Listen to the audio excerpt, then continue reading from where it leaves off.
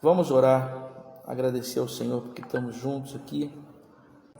Pai querido, obrigado por essa manhã na tua casa, na tua presença, mesmo em ambiente virtual ainda, mas também em ambiente virtual.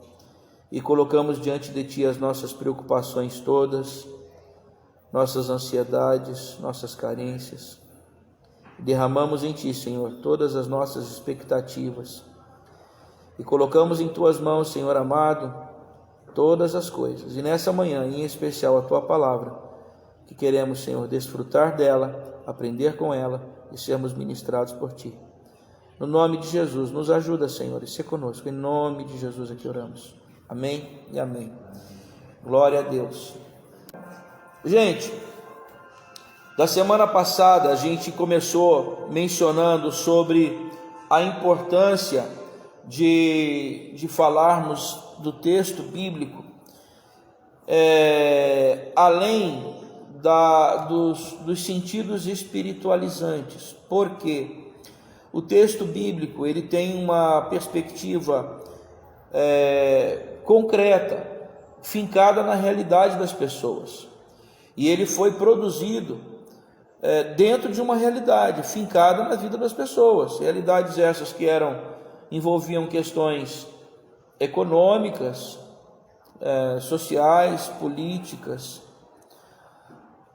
inclusive religiosas, também espirituais.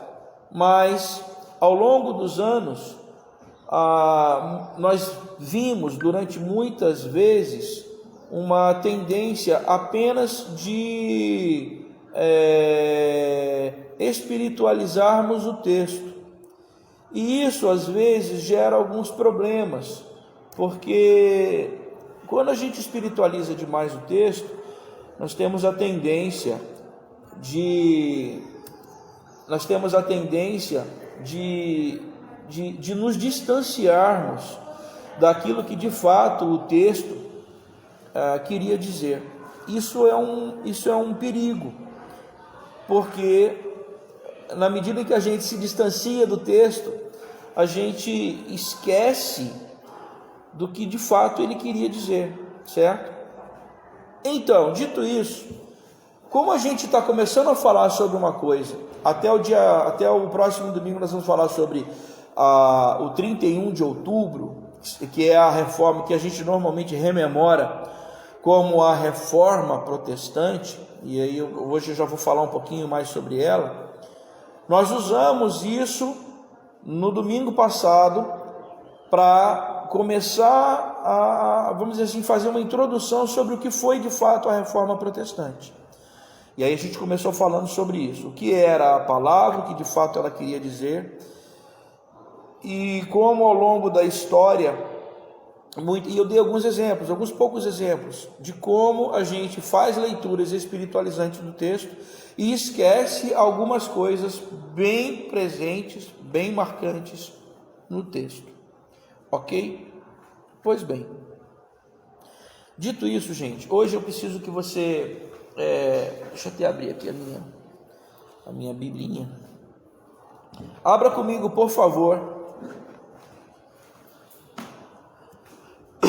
no livro de Atos, no capítulo 1, Atos 1. Atos 1.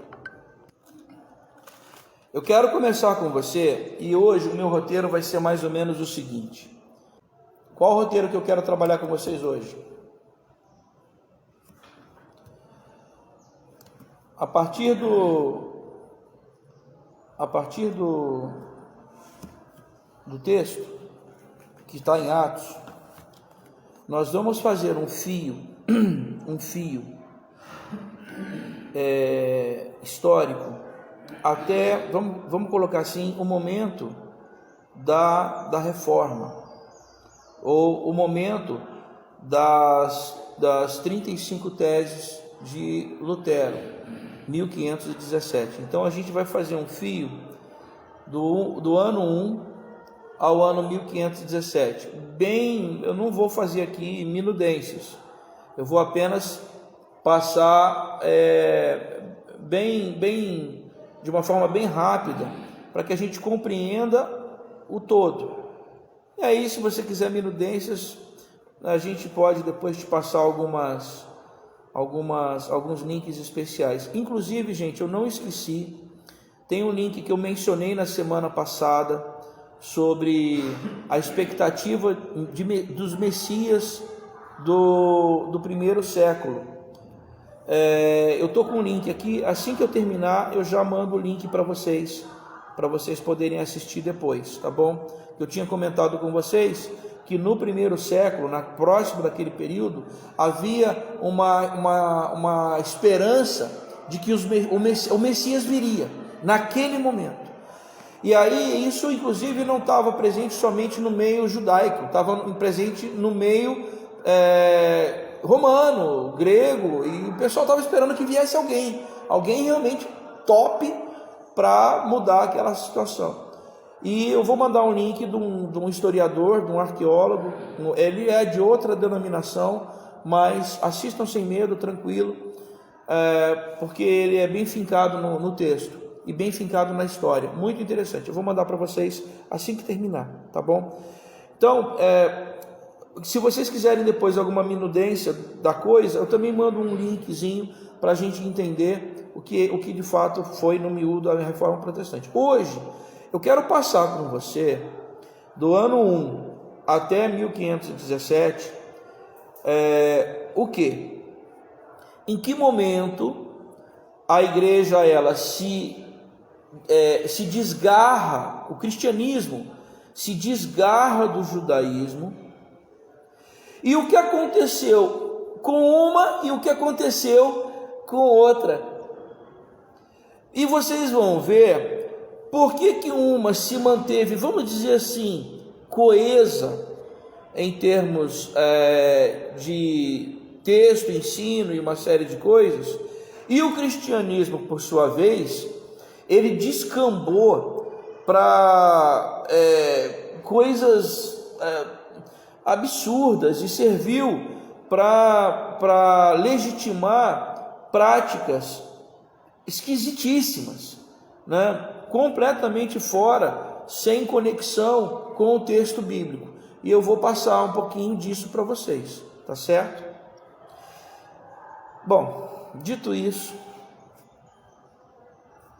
acompanhem comigo e a gente vai começar a ver como a igreja ela vai se distanciando, certo? Vejam aí, Atos no capítulo 1, no versículo 6, Atos 1, 6, Jesus ele estava indo embora, deu umas últimas instruções, e aí os discípulos perguntam para ele o seguinte: será este, Senhor, o tempo em que restaures o reino a Israel? Veja, a pergunta dos discípulos é uma pergunta específica, gente, nada espiritualizante, é uma pergunta concreta. Qual era a pergunta? Em outras palavras, a gente está sob domínio romano, é um César Augusto que nos domina. Ele nomeou um rei sobre nós, Herodes Antipas está nos governando. Segundo o que a gente acredita, nos governa não de forma legítima. Então, Senhor, vai ser esse o tempo em que o Senhor está falando aí, o Senhor vai e volta para nos restaurar o reino? Era isso? A pergunta é bem clara. Eles estavam esperando um reino de governo político, terreno, um governo administrativo. E aí Jesus ele responde algo que vai muito além do que eles perguntaram. Ele diz: olha, para vocês não interessa saber. Aqui a palavra por baixo é cronos e kairos, tempos ou épocas. Tempos ou épocas. O vocábulo grego aqui no grego koiné é cronos e kairos, tempos ou época. Ou seja, o cronos é o tempo do relógio e o kairos seria o tempo oportuno, aquele momento subjetivo, indizível, que quando você, agora é a hora, mas não é a hora do relógio, é a hora do momento. E o que Jesus está dizendo? Para eles, discípulos, o que importa não era aquilo naquele momento, não é saber tempo cronológico ou kairótico que o Senhor iria resolver as coisas, porque isso é muito além. Mas o que eles estão dizendo? O que Jesus diz? Recebereis poder, é o dínamos,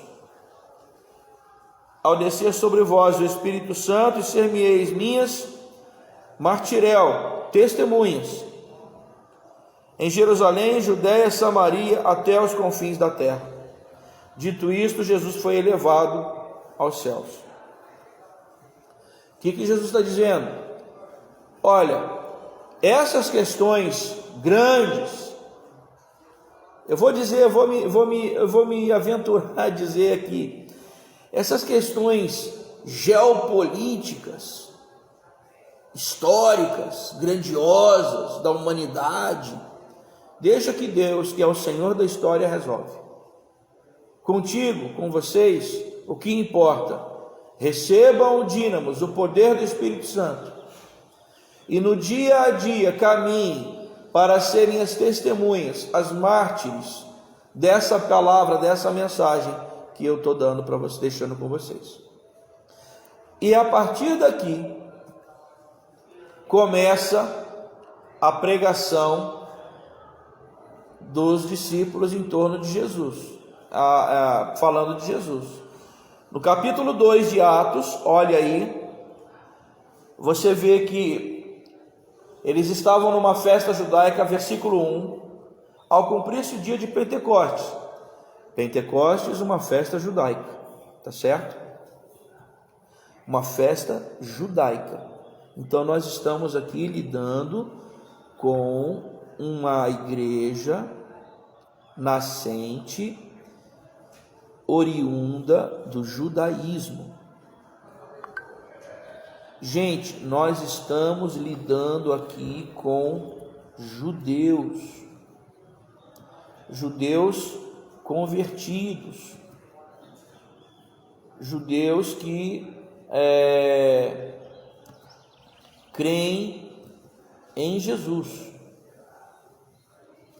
Então, marquem bem isso. Qual era a base desses judeus? A Torá, o que para nós é o Pentateuco. E qual era o texto? O texto era o texto que nós chamamos hoje de texto massorético. O judeu, ele tinha um texto massorético, porque dos massoretas, texto esse em hebraico e partes em aramaico, que era o texto que eles usavam, os rolos que eles usavam nas sinagogas. E também tinha um texto, por conta do domínio grego, esse texto massorético em hebraico foi traduzido para o grego. E aí essa versão traduzida para o grego, ela, pela tradição, conta-se que 70 sábios, 70 estudiosos, 70 escribas, fizeram esse esforço de tradução. Então, essa tradução feita pelos 70 foi conhecida, e é conhecida até hoje, como a Septuaginta. Ou seja, havia naquele tempo um texto hebraico e havia um texto grego da mesma Bíblia. No entanto, o texto grego da mesma Bíblia tinha alguns livros adicionais. Livros esses que hoje correspondem aos livros que nós vemos nas versões católicas, apostólicas romanas. Então a Bíblia católica, ela tem mais livros do que a Bíblia chamada protestante ou evangélica no geral, porque a base da Bíblia católica foi a versão Septuaginta, a versão grega, enquanto que as Bíblias protestantes evangélicas, que não são católicas, trazem a versão massorética do hebraico. Por que eu estou dizendo isso, gente? Eu estou dizendo isso porque é importante a gente entender que aquela igreja nascente, ela tinha os dois textos. E veja, eu estou falando de judeus convertidos à fé messiânica em Jesus, certo? Aí vem Atos 2, versículo 1. Cumpriu-se o dia de Pentecostes, todos estavam reunidos no mesmo lugar, e aí vem aquela profusão, desce o Espírito Santo, aquilo tudo que está ali. Você está vendo a partir do verso 5 até o verso 13, que é uma confusão, gente falando numa outra língua. Como era uma festa judaica, haviam muitos, eles estavam em Jerusalém, haviam muitos peregrinos, muitos romeiros, fazendo a sua peregrinação. Gente que era judeus de vários outros lugares do mundo, estavam em Jerusalém, e eles traziam consigo a sua língua, a sua cultura, as suas coisas. Chegam lá, eles ouvem meia dúzia de galileu falando na sua língua do seu país de origem. E aí isso gerou uma certa confusão. Aí Pedro se levanta. Veja, versículo 14. Se levantou Pedro com os 11, erguendo a voz, e os advertiu nesses termos. E aí começa a pregação de Pedro.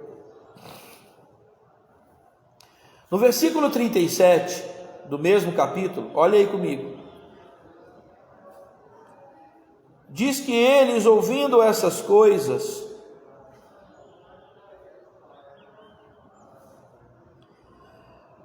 eles foram tocados. E aí pergunta: e agora, o que nós vamos fazer? Pedro fala: arrependei-vos e cada um de vós seja batizado em nome de Jesus para a remissão dos pecados, e recebereis o dom do Espírito Santo. Versículo 41.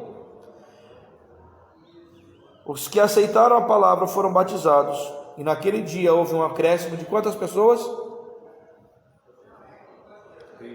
3.000. 3.000.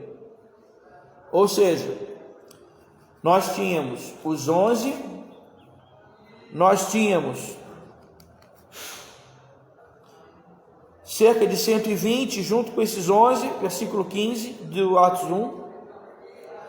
E agora, em Atos 2, 41, nós temos 3.000.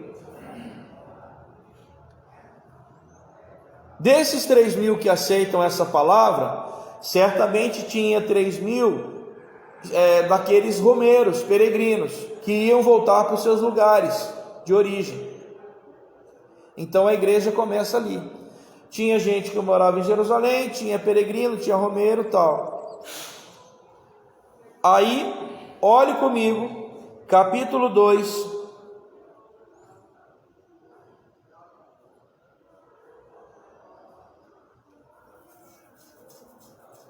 versículo 42. Eles estudavam, perseveravam, liam o que? Versículo 42. Perseveravam na doutrina dos apóstolos. Perseveravam na doutrina dos apóstolos e na comunhão, no partir do pão e nas orações. Veja, Quando você tem um grupo desse tamanho, você precisa conduzir o grupo. O judeu tinha sua Torá, tinha os profetas, tinha os outros escritos, que era o que a gente conhece como o Antigo Testamento. Para eles é o que a gente chama, o que eles chamam de a Tanakh, né? Que vem de Torá, Nebirim e os Ketuvim. Aí forma um acróstico aí, a Tanakh. Para nós é o Antigo Testamento. A ordem dos livros é um pouquinho diferente, mas são os mesmos livros contidos na nossa Bíblia protestante. Já esse povo judeu, eles seguiam isso. E o povo que voltou para suas terras de origem, que já não liam o hebraico, qual o texto que eles usam? A tradução grega, a tal da Septuaginta, que traz os livros que hoje nós conhecemos como os livros das versões católicas da Bíblia. Pois bem, aí nós começamos a andar o negócio. Até aí, gente, nós só tínhamos o judaísmo. Só o judaísmo. E há uma questão aqui que a gente se pergunta: quando é que eles começaram de fato a não serem mais chamados de judeus, né? Porque até então eles eram gente, né, judeu, era tudo judeu. Assim como haviam vários partidos no judaísmo, haviam os fariseus, que eram os ortodoxos, o pessoal ali que seguia a santidade, a linha de santidade. Os fariseus acreditavam na Torá escrita e na Torá oral. Haviam os saduceus, que não acreditavam em ressurreição, acreditavam na Torá, apenas na Torá escrita, não criam tanto na Torá oral. Haviam os zelotes, que pensavam que o messianismo viria a partir da força, a partir da luta política, né? Daí, inclusive, muitos zelotes eles eram confundidos também com os sicários, porque eles andavam sempre com espadas e trabalhavam com guerrilhas, né? Eles faziam os assassinatos dele nas grandes ajuntamentos, nas grandes aglomerações, e eles eram os terroristas da época. Haviam os essênios, que era o povo monástico que vivia nos desertos da Judéia.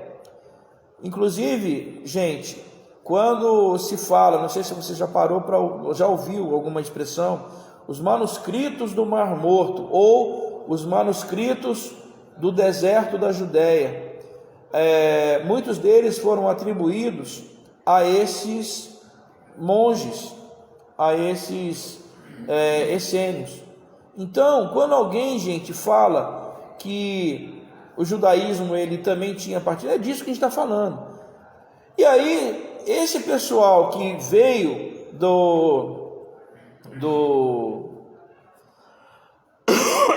esse pessoal que veio dessa linha do judaísmo,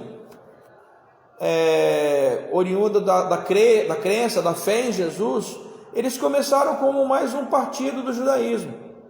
Olhe, por exemplo, Atos, no capítulo 9, Atos 9,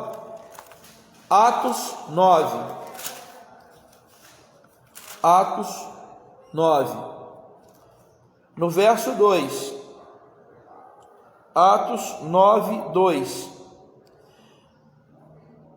aqui diz que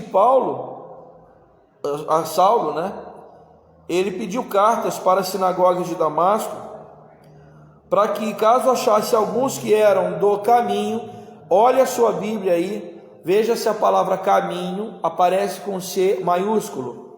Márcio, C maiúsculo. Washington, C maiúsculo, um C grandão, né? Eles estavam se referindo caminho como uma seita do judaísmo. Se encontrasse alguém do caminho, ou seja, desse caminho aí de Jesus,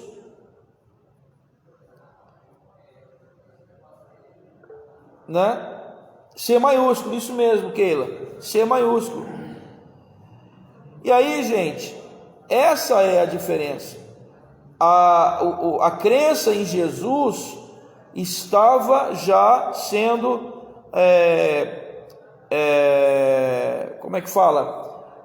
Ela estava sendo já entendida como mais um partido do judaísmo. Por exemplo,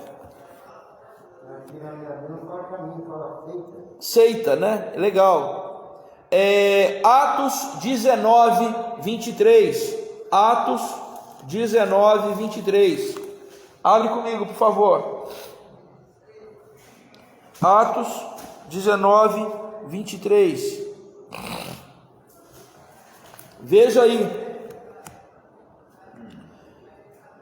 Aqui é Atos 19, 23. Há uma referência dizendo: olha, naquele momento houve grande alvoroço acerca do caminho. Caminho, de novo, com C maiúsculo. Ou seja, caminho já estava sendo entendido como aquela seita, aquele pedaço do judaísmo que cria em Jesus como Messias. Abre comigo ainda, meu irmão, minha irmã, Atos, no capítulo 24. Atos 24, versículo 22. Atos 24, versículo 22.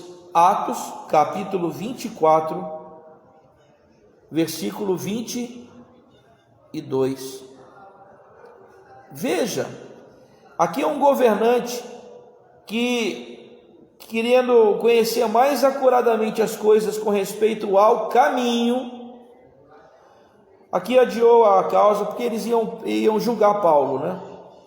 Dizendo: quando descer o comandante Lísias, tomarei inteiro conhecimento do vosso caso. E aqui você vê mais uma referência ao caminho. Olha, o que eu quero dizer com isso? A igreja, ela começa como um pedaço do judaísmo. Era conhecida como a seita dos do caminho. Mas eles também eram conhecidos como cristãos. Abre comigo Atos no capítulo 11. Atos, capítulo 11,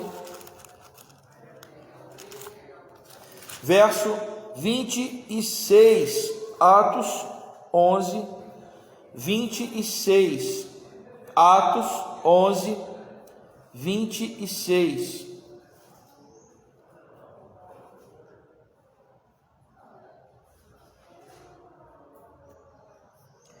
Veja aí, por favor.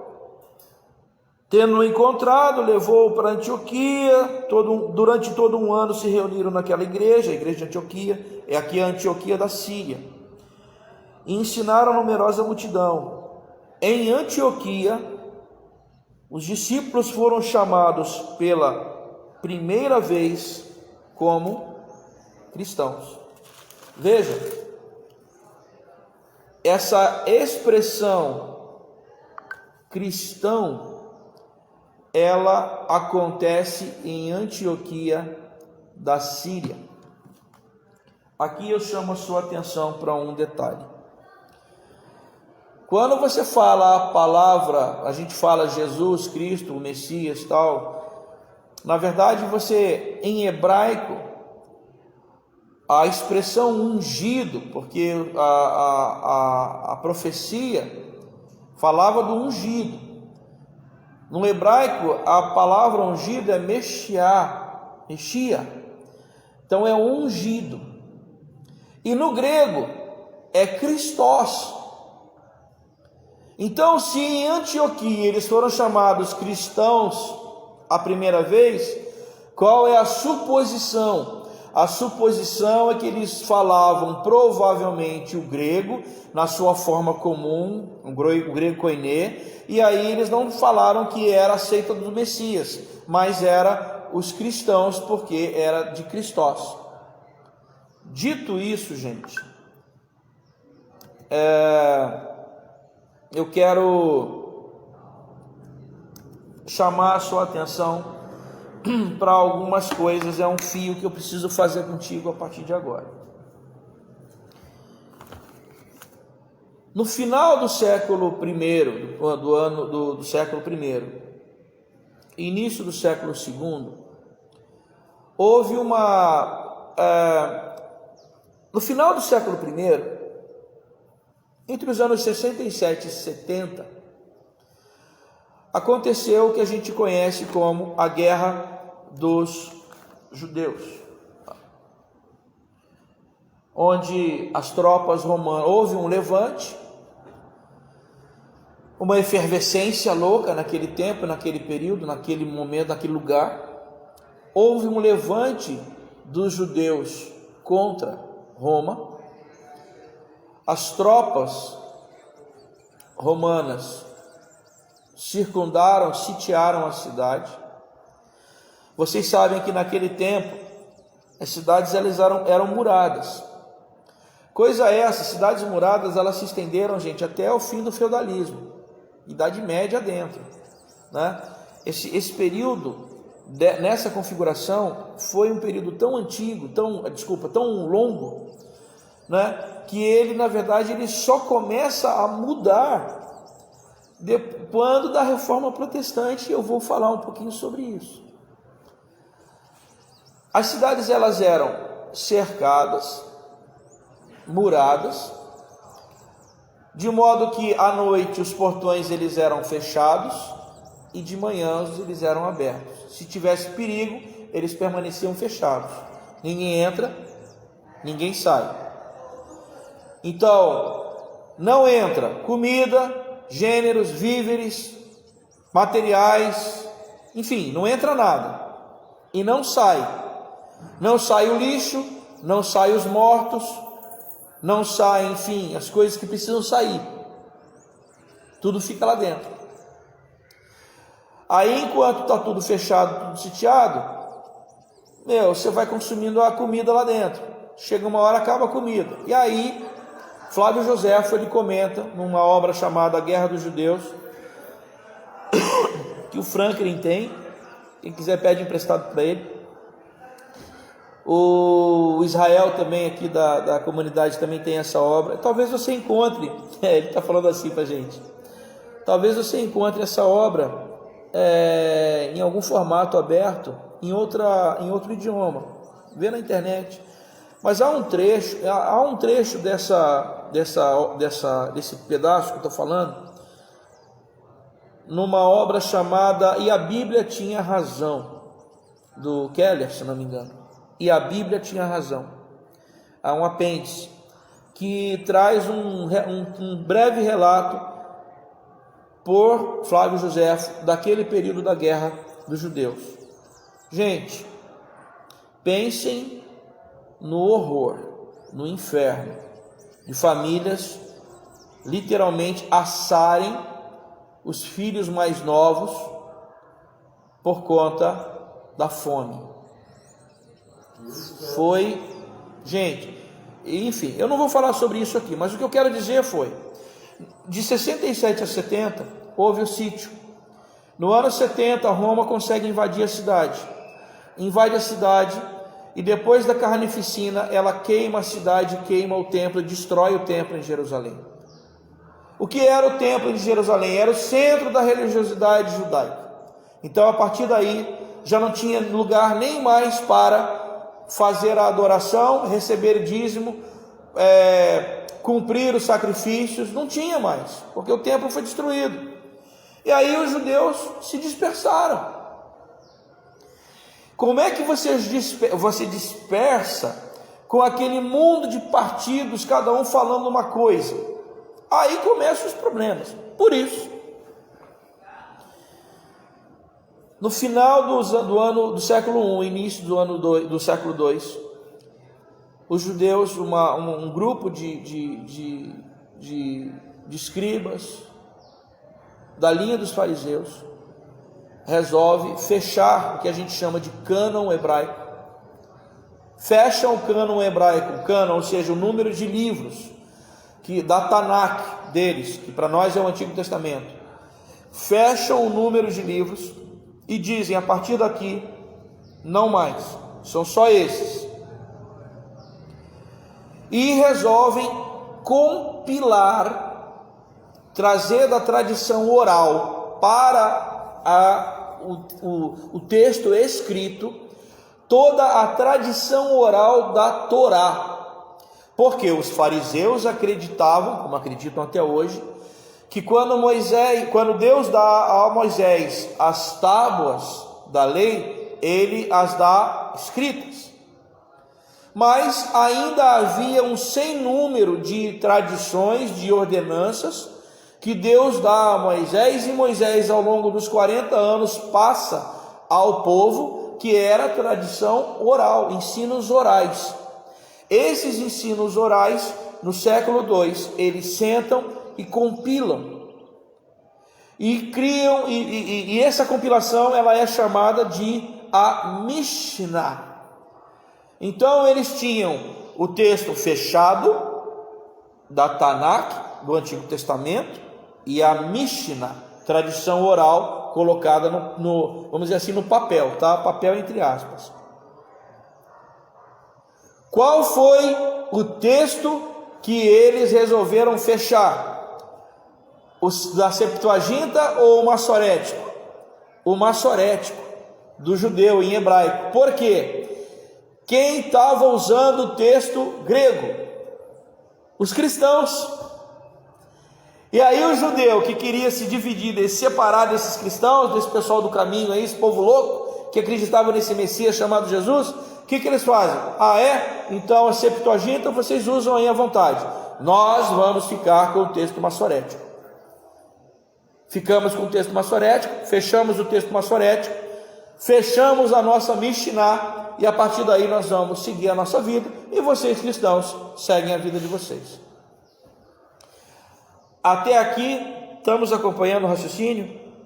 Pois bem, século II em diante, o cristianismo, de uma igreja primitiva, ela tem o que a gente chama, até o século III e IV, os pais apostólicos, gente de primeira, segunda e terceira geração, que conheceu os apóstolos e a sua descendência, os pais apostólicos.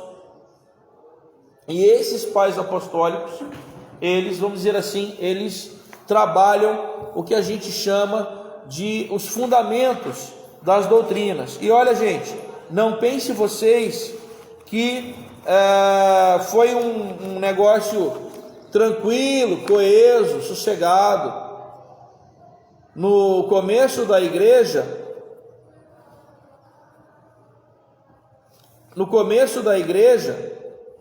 muitas doutrinas e muitas heresias surgiram. Houve um debate, um embate muito forte em cima acerca de doutrinas. Porque a única coisa que eles tinham era o que tinha o Antigo Testamento. E depois que os cristãos eles começaram a andar por si, eles tinham apenas o Antigo Testamento, no caso da Septuaginta. Eles tinham as cartas paulinas, as cartas universais, as cartas pastorais, cartas de Tiago, de Pedro, de João, que circulavam pelas igrejas, os ensinos dos padres, dos pais apostólicos, até quando? Até o século IV, quando o imperador Constantino se converte ao cristianismo. E aí o imperador se converte ao cristianismo. O que você acha que aconteceu com o império? Todo o império resolveu virar cristão. Só que, gente,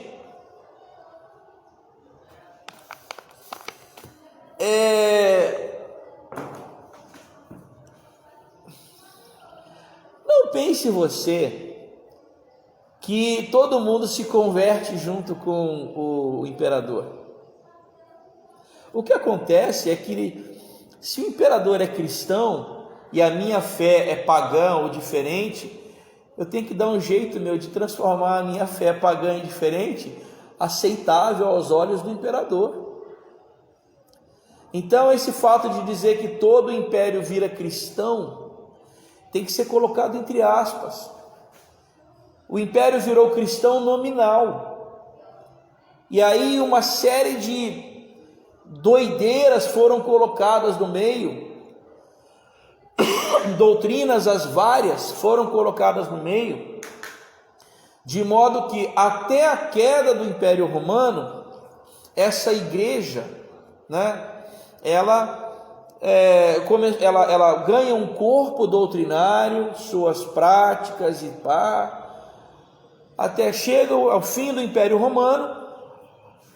Quem herda boa parte do poder político, militar e tudo mais, não deixa de ser essa instituição chamada igreja, no caso católica, né? A católica apostólica romana. E aí começam alguns problemas. Quais? Você tem uma instituição religiosa que é uma instituição política, militar e que é absurdamente rica, com muitas terras, com muitos exércitos. Quando você, e aqui eu faço um recorte, quando você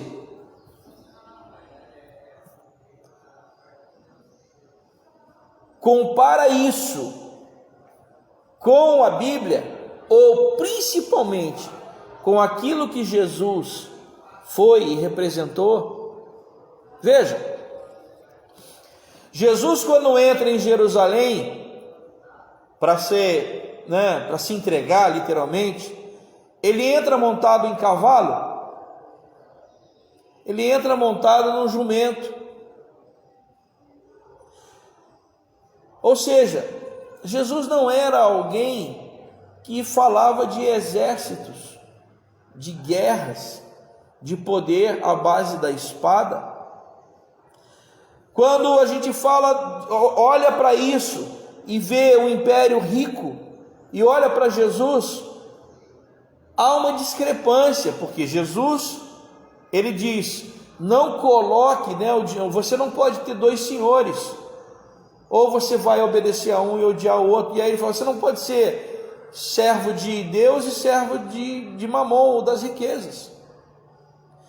Então muitas coisas elas não batem e começa uma efervescência por baixo. Pare para pensar comigo. Lembra que eu falei que as cidades elas eram fechadas? Nesse burburinho todo, esses feudos nem sempre topavam ter que pagar tributo a essa instituição. Então, vamos dizer assim, um incômodo, um embaraço, uma revolta, ela foi ao longo de dezenas e dezenas de anos sendo ali fermentada, começou a efervescer. Mas só que ideologicamente o império, sob a instituição religiosa, sob o poder da teologia. Por isso que eu digo, gente, a teologia ela pode ser um instrumento de morte. Por isso que a gente precisa ter o nosso sentimento, o nosso sentido crítico das coisas e olhando as coisas com a razão. E a teologia naquele momento como instrumento de morte, como instrumento ideológico, como aparato ideológico, segurava muitas coisas. Até que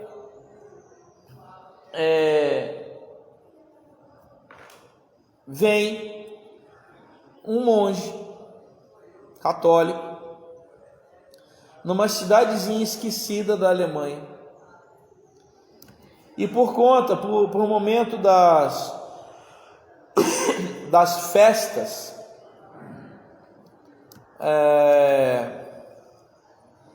porque assim, o que acontecia? Havia uma prática muito comum nos monastérios, povo monástico ali fazendo os seus afazeres e fazendo a sua teologia, estudando a Bíblia, aquela coisa toda. Em que momento ele ia poder dialogar com outras pessoas, ouvir outras vozes e fazer quando tinha festas, e aí peregrinos de outros lugares vinham às cidades.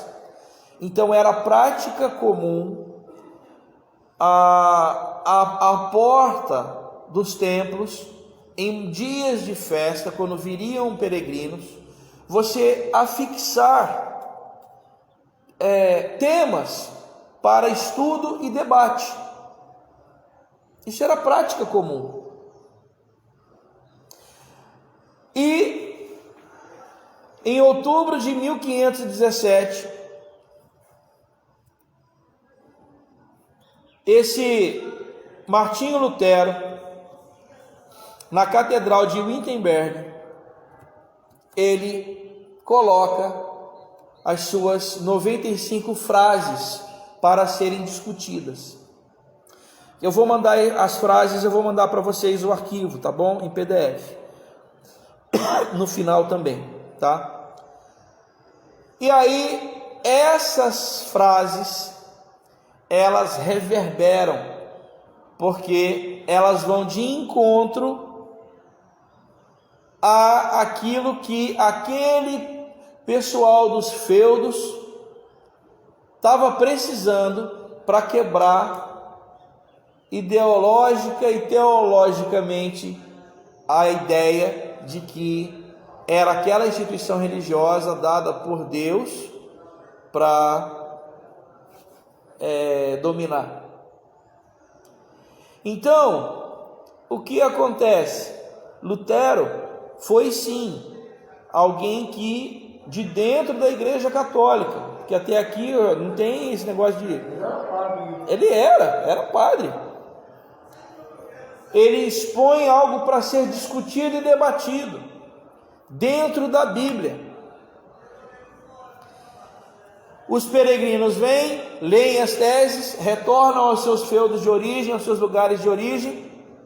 Aquilo se espalha pela Europa, e os poderosos, os grandes feudos, olham aquilo e digam: opa, temos munição. Porque, olha, eu vou ler aqui algumas. A primeira tese de Lutero já começa batendo sobre as penitências. Lutero bate no purgatório. Lutero bate numa prática que um nome bonito que o pessoal dá é simonia. Em outras palavras, a gente também conhece como venda de indulgências, tal. O que era isso? Você pagava em dinheiro ou em recurso material graça divina, absolvição de pecado e por aí vai. Morreu alguém, você pagava para que houvesse uma missa, alguma coisa assim, para que é uma prática, exato, para que houvesse, e aí você fizesse a intercessão pelo morto, tal. E Lutero, gente, já nas 6 primeiras teses dele aqui, já bate com força, bate com força, sem dó, nessa coisa da simonia, das indulgências, que era algo plenamente aceitável à época, porque você não... E olha, gente, pare para pensar comigo, que doideira é essa, quando você compara isso com o texto bíblico, onde estava escrito tal. E é muito interessante que Lutero, ele diz que, olha, o morto, aqui a tese 13, olha, o morto, o moribundo, está morto. Quem está morto já morreu, não tem, ele não se submete mais à lei canônica, está isento disso porque já morreu. Então o Lutero ele bate, gente, bate, mas bate, e bate. E ao longo das 95 teses, que foram, vamos dizer assim, a base disso que nós chamamos de a Reforma Protestante, ela foi utilizada não somente como instrumento teológico, filosófico, mas também e principalmente como instrumento político, para que esses feudos tivessem munição, arcabouço ideológico para se libertar daquilo. Então, a partir disso, o que você vê nessa ideia de reforma protestante é uma série de reinados ali que começam a querer se libertar do jugo, do poderio institucional, religioso, imperialista de Roma. Roma no sentido da igreja, a igreja como instituição religiosa. Percebe? O que eu estou falando aqui, gente, é o que está na história. E eu não quero com isso dizer que olha, de novo, nós não podemos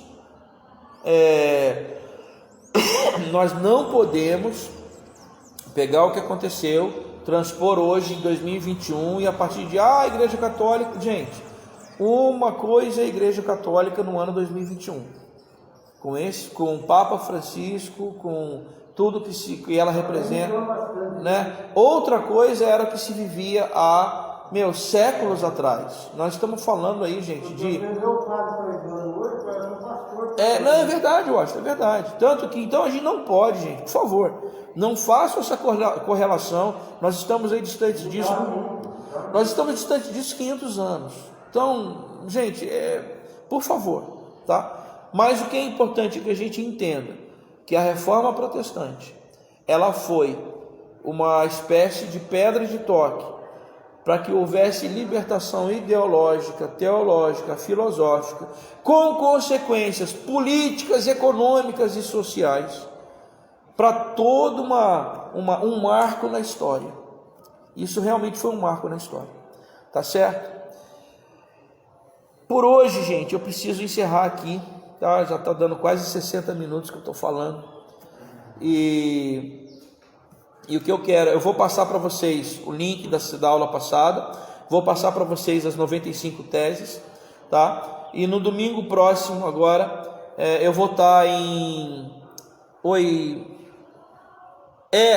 o Regiane está perguntando aqui, Atos 24:5, sobre a seita dos nazarenos. Sim, era outro nome que era dito sobre os cristãos ou os do caminho. Sim, Regiane, é isso mesmo. Era a seita dos nazarenos. Tanto que se você olhar no texto, gente, essa seita dos nazarenos, Nazareno está com N maiúsculo, N de navio, maiúsculo, né? Tá bom? E aí domingo próximo, nós vamos estar falando mais especificamente sobre essa reforma protestante. E a gente vai falar de uma maneira, eu quero trabalhar com você como às vezes a gente é levado ideologicamente. Sim, Leia, é verdade. A Leia está dizendo aqui que no YouTube tem filmes completos de Lutero, tem filme em espanhol, tem versões antigas de 53, é isso? E tem uma série, Os Caminhos de Lutero. Bacana, Leia. Depois manda esse link pra gente, Leia, que a gente pode também repassar para todos. Como, gente, incrível, nós, protestantes, ditos evangélicos, a gente às vezes passa ao largo, nem toca no assunto, não fala. A gente fala mais do Dia das Bruxas, do Halloween, do que da Reforma Protestante. Vamos orar, vamos orar, vamos orar. Pai querido, colocamos, Senhor, em Tuas mãos as nossas vidas e Te agradecemos, Te suplicamos, Senhor, nos ajuda, Senhor, a andarmos contigo em lucidez. Dá a nós, Senhor, discernimento para compreendermos as Tuas coisas, para entendermos aquilo que o Senhor tem para nós. Senhor, nos ajuda a termos conhecimento de Ti, da Tua palavra, e discernirmos, Senhor, os momentos da história. Nos ajuda, Senhor, a olhar a realidade e percebermos todos os sinais que o Senhor nos tem dado. É no nome de Jesus que nós colocamos em Ti essas coisas todas. Lembramos, Senhor, em especial da Neida, Senhor, lá em Minas, que está vivendo um momento difícil. Te pedimos, Senhor, pela restauração da sua saúde e Te suplicamos que o Teu Espírito Santo conceda, Senhor, conforto e consolo naquilo que é necessário. Pai, em nome de Jesus Te agradecemos. Amém e amém.